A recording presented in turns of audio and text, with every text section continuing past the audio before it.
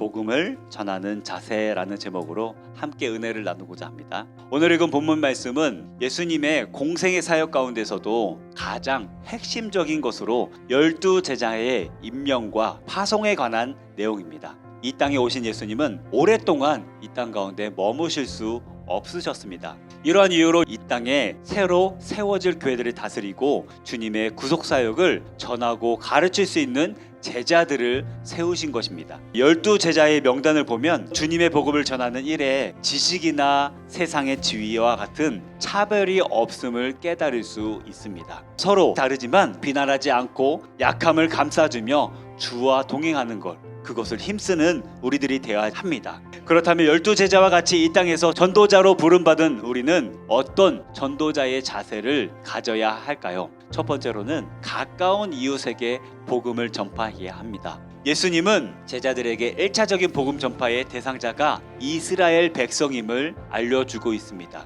우리가 여기서 기억해야 할 중요한 사실은 세상의 어떤 존재도 복음 전하는 대상에서 제외될 수 없다는 것입니다. 다만 다른 사람을 전도하기 전에 내 가정, 가까운 내 이웃이 복음 증거의 1차 대상이 되어야 한다는 것이죠. 그렇다고 이 말씀을 오해해서 내 가족과 가까운 이웃이 예수님을 믿을 때까지 다 그만둬야 되겠다고 결심하시면 안 됩니다. 믿지 않은 내 가족과 이웃을 돌보지 않고 그들을 안타까워하지 않고 다른 전도에만 힘쓰는 것이 옳지 않다는 것입니다. 아직 믿지 못하고 있는 가족들에게, 내 이웃들에게 복음을 전하시기를 간절히 소망합니다. 두 번째는 주님의 능력을 힘입어 전도해야 합니다. 복음을 전하는 우리는 반드시 하나님의 권세와 능력을 의지해야 합니다. 그러나 여기서 명심해야 할 것은 예수님께서 제자들에게 주신 기적을 일으키는 능력은 복음 전파를 위해 부차적으로 주어진 것임을 아는 것입니다.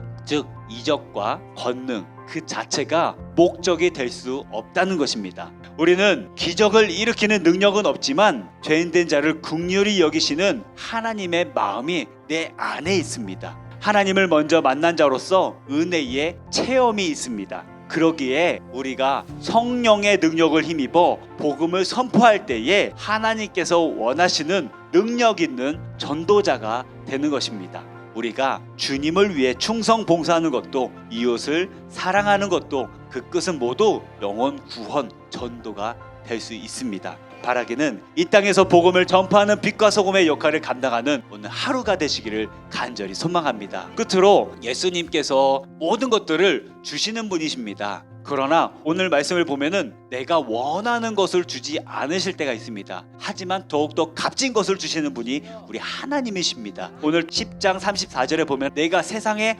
화평을 주러 온 것으로 생각하지 말라고 얘기하십니다.